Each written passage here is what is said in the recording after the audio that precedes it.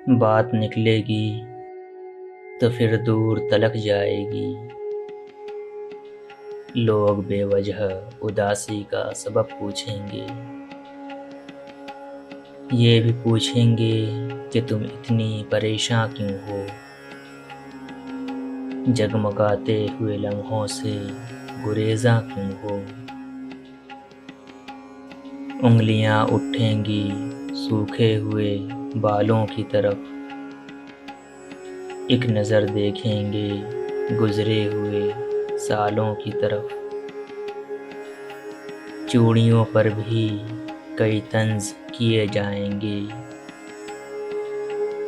कांपते हाथों पे भी फुकरे कसे जाएंगे। फिर कहेंगे कि हंसी में भी खफा होती हैं। अब तो रूही की नमाजें भी क़ज़ा होती हैं। लोग जालिम हैं, हर एक बात का ताना देंगे।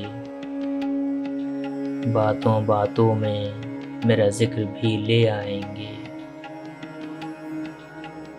उनकी बातों का ज़रा सा भी असर मत लेना, वरना चेहरे के तासुर से समझ जाएंगे।